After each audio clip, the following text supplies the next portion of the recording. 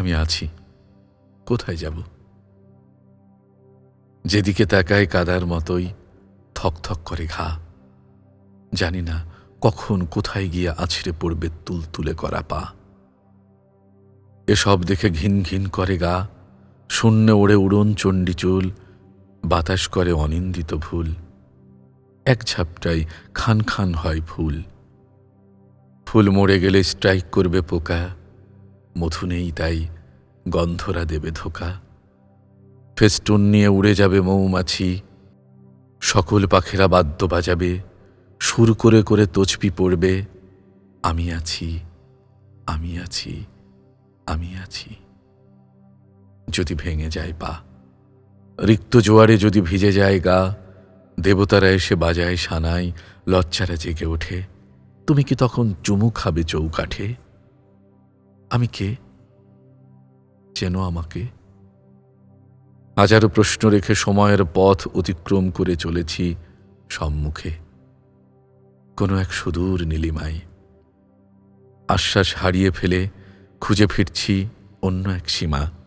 কিছু নেই, হবে না কিছু, চারিদিকে শুধুই সময়ের শূন্যতা তোমাকে ছাড়া। মনে হচ্ছে এই সচ্ছল পৃথিবীতে হৃদয়ের তলদেশে যেন উচ্ছ্বারিত সূর্যের তাপ, মানুষের চেতনায় দাহ আছে, আছে শোকাবহ রাত। যেখানে যত বেশি আলো সেখানে তত বেশি তাপ। সঙ্গতি বেড়ে গেলে সেটা ক্রমেই স্নিগ্ধতা পায়। তখন প্রেমের স্বচ্ছ আবরণ দিয়ে তাকে ঢেকে দিতে হয়। তখন সব আলো হয়ে যায় ক্ষমাহীন নিয়মের আগুন।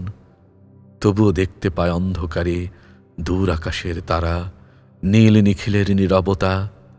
নেই কিছুই এছাড়া। কবে, কখন, কারা কথা বলেছিল গাছের সাথে, নদীর সাথে, পাখির সাথে, অবারিত মাঠের সাথে, নিরীহ প্রাণীর সাথে, মাটিতে লুকায়িত জীব অনুজীবের সাথে, সে পরিসংখ্যান আমার জানা নেই।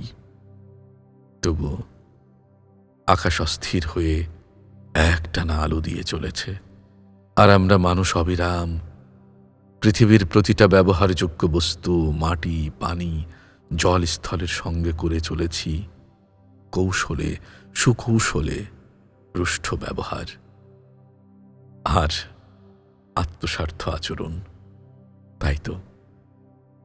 তাই তো এখন পৃথিবীর পথ বট্ট রূঢ়, পৃথিবীর পথ বট্ট রূঢ়।